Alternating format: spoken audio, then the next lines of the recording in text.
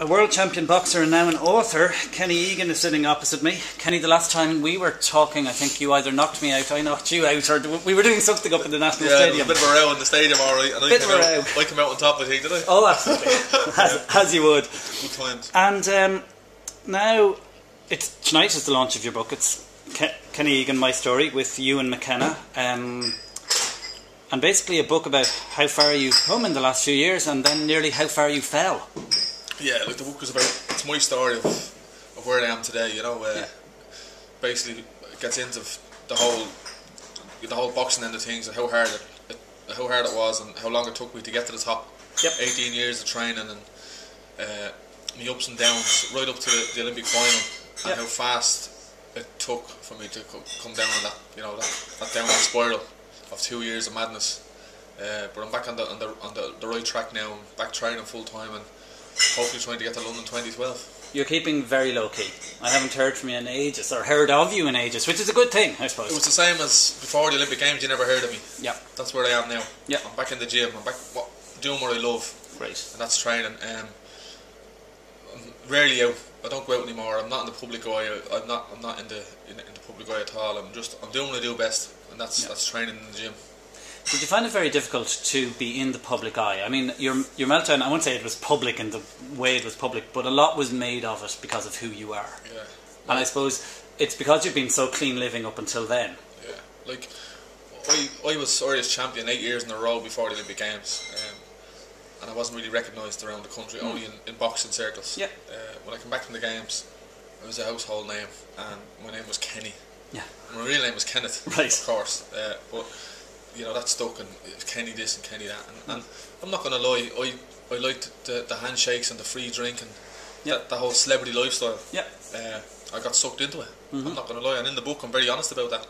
I wasn't going to refuse bottles of champagne and stuff. I was drinking it by the neck. Yeah. All was well in the world. Right. But at the end of the day, after it got worse, I was drinking for 3 or 4 days at a time, right through for weeks on end. And when I was waking up after this crazy barrage of sessions, I was the one that was feeling the pain, mentally and physically. I was in turmoil. Okay. And I got to a stage where I just had to stop. I needed to get myself back on track. I didn't want to be known as the drunk in the corner, or the person that had everything and blew it all because he was drinking too much. There's a lovely line in the book that I've been reading. You won't go back on it now, will you, Kenneth? And it's your mum. Your mum seems to have been a huge influence on my mum and dad. I give my mum a lot of credit in the book. My father's also just as important. But you know, for the 18 years I've tried to get to the Games, she's always been there for me. You know, always been positive, telling me it's going to happen for you next year. It's going to happen, and it did happen for me. And she was there in the hard times as well. You know, times when she was picking up the pieces after me going missing and stuff like that, and going AWOL. And the hurt I brought on the family. And not only my mum and dad, but my brothers as well. There was times where they wouldn't even drink with me. Right. And that sort of struck a chord. And the other story in the book where my mum brought me up to the graveyard where she buried 2 sons years ago. Right. And she dropped onto her knees. I was at the being on a session, and she looked up at me with tears in her eyes, saying, "Kenny, you need to stop drinking, or you're going to end up in here with your brothers." And that was shocking, you know, and that was hard on me because I had brought her to that situation of being on her knees. It was terrible. Yeah. That was all me. I've no one to blame in this book, only myself. And the book now is just about standing up for what I've done and accepting it and saying I'm moving on now. It's a new chapter in my life. I'm happy. I'm living clean. And, I'm just taking it a day at a time. The support of people, if in your quest to get to the Olympics, is going to be very important. I mean, I remember in Beijing, the whole country got behind you. Yeah. Of this young fella from Clondalkin who they'd never heard of before. That's right. You know, like the team that travelled to Beijing, the 5 boxers and the coaches, are so tight knit. It was great that we went over there and we performed. We just wanted to go there and perform. Yep. We hadn't got medals on our minds. 1 fight at a time, 1 round at a time. Forget about the outcome, just perform. And we underwent the whole lot. And we came out on top with a silver and 2 bronze. And it was great for the country. 4.5 million people. Yep. To go out there and perform in front of the world and take on the best countries in the world. It was a great achievement as a team. Great team. But I wasn't prepared for what was to come. Right. As soon as that, I make a mention in the book, when that final bell went in the Olympic final, that was it. I didn't know what to do next. That was my 18 years of slugging and hard work over. Right. Yeah. I said, I'm after getting to the top of the mountain. What's next? Yeah. I didn't know what to do. I was in no man's land, And then I come back then and everyone wanted a piece of Kenny Egan. I was running around doing bits and bobs. In between that, I was having the sessions, trying to juggle the two, and still trying to do a bit of training. Right. Which was important. I was burning the candle, not only from both ends, but in the middle as well, you know. Right. I was just gone mad, and it caught up on me, and I'm just glad that I've stopped now, and not in 10 years' time, when I have absolutely nothing to show for me achievements, and say, see that guy up in the corner on that picture? Yeah, that was me in 2008, you know. And thank God I'm healthy today, and as I said again, it's one day at a time. The last time I was with you in the National Stadium, you were going through a training session which was gruelling, and I mean, are your coaches positive about you now? Are they kind of going, okay, look, you have a real chance here, don't blow it? Definitely, you know, after the games, I had a good blowout of 2 years, and people would come up to me and say, but Kenny, you won the medal, you're allowed to have a few drinks. But sure, they didn't see me. They probably see me out on the Friday night. They didn't see me, you know, the following Wednesday, right, in a corner of a pub at 10:30 in the morning, right? You know, okay. so people didn't really understand how bad I was, right? But they know me. We had a meeting last week, and Billy Walsh even said it. He says the whole team was there. Who here in this room is training like a high performance athlete at the moment? And there's only one person put up their hand, me. Right. Okay. I'm back to my best. I'm training hard. I'm leaving no stone unturned. I'm ready to go. I'm fit as a fiddle. Mentally, I'm flying upstairs. I can't fall down. I'm doing everything by the book, and it's a far cry from when a year and a half ago when I come off it. I was a coward in my bedroom, afraid to answer the phone or stuff like that. You know, living in fear, and that's what alcohol done to me. Have you been fighting recently? Have you done any fights? I've boxed in a few competitions this year. I've won a few gold medals. I went to the World Championships at heavyweight. Right. Because Joe Ward beat me in the Nationals this year. Okay. So I went up at heavyweight and tried to compete, but it's not for me. Okay. I'm not big enough for heavyweight. Right. So I have to come back down now for the Nationals next year. Okay. In January. So myself and Joe might lock horns again, which I'm looking forward to. He's a great guy, great athlete, and it's going to be a good bout. And what are you hoping to fight under in the Olympics? 81 kilos, the same weight as I have been fighting for the last 8 years. Okay. You know, I'm not gonna go up to heavyweight. It's harder to put on weight than it is to take it off. Okay. But, you know, I was 85 kilos. Right. To put on 6 kilos of muscle, it's very, very hard. Yeah. It's consistency, protein shakes, and doing weights 4 times a week, and to keep it up there, it's too hard. So it'd be easier for me to come down to the 81 mark from 85. So that's the decision I've made. I only made that over the last few weeks. So okay, great. So I'm looking forward to the challenge. It is going to be tough to beat Joe. He's a great guy. He's a good athlete.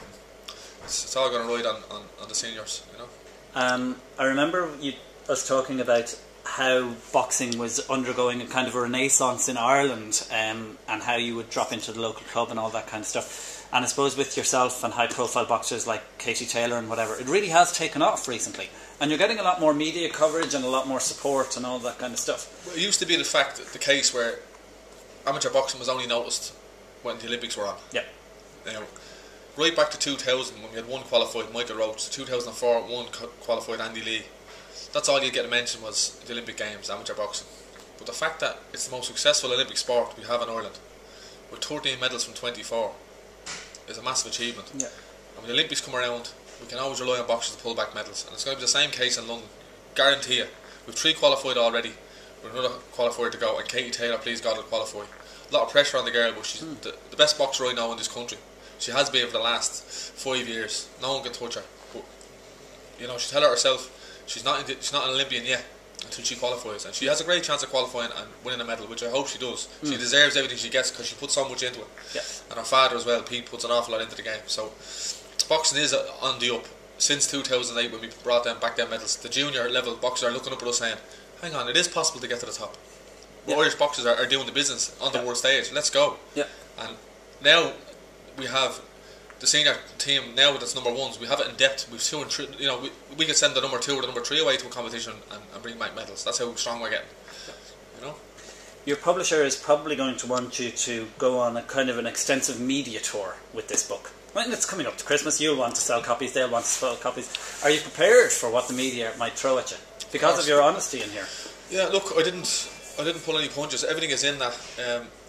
I've been doing a lot of media stuff over the last few days, a few book signings, but wherever they ask me, I can answer. Yeah. There's nothing in there that I don't know about. Yeah, well, and if there is, I'd be very surprised because I'm the one that's wrote it, you know. So, yeah. But look, I'm not perfect. Everyone has a closet that has a few skeletons in it.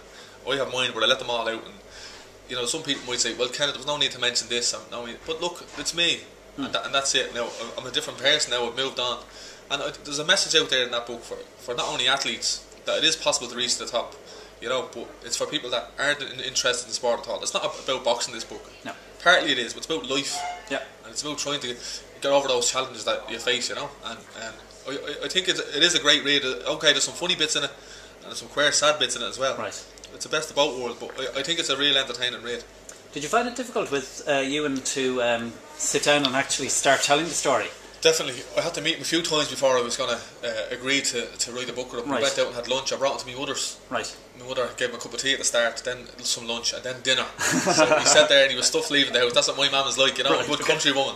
Yeah. So we had the crack, and I decided, right, I'm going to go with this. And he's just like myself, you know, he's in and around the same age, and a great writer. He put it together amazingly, and I'm delighted for it. I can't fault him, and he has done a great job in it. And even I read it myself through email. He was sending me chapter by chapter just to look through it, make sure everything was all right. And especially, I gave it to my mother last week to read Wednesday. Right. She read it, and I went training. Right. And on my way home, I rang the house. And she answered. I said, "Mother, it's okay if I come home." After reading the book, I wanted to make sure I was allowed back in the house. She goes, "Of course you are." There was a few things she didn't know about, but she just says, "It's a great book, and I'm glad you're after writing that now. And it's in the past." Yeah. You know, as I said, I'm no angel. The fact that I have a talent, which is boxing, I've got to the top with it. Yeah. But I still have me faults, you know. Yeah. Everyone has faults. So what is the road to the Olympics for you? You mentioned that match that you're going to have to fight in January, is it? Yeah. And is that basically it? Well, that's the first step. We have to be national champion to go to the qualifier, so it's going to be a massive step to beat Joe in the seniors, providing the two of us reach the final. Right. And then the Olympic qualifier itself is on in April. Right. So we have to reach. There's only 3 places left at light heavyweight. Okay. So you have to reach a final, and that's basically it. So. And have there been any boxers on who are Olympic standard that you're kind of going, God, I'd love to go up against him, see how I do? At the moment, the Russians and the Ukrainians have the top teams at the moment, right. And they always do. They just keep pulling them out of the woodwork. It's like a conveyor belt. They just keep taking them off, you know. Right. The standard is amazing, and that's where we actually want to be. We want to be up there with the best.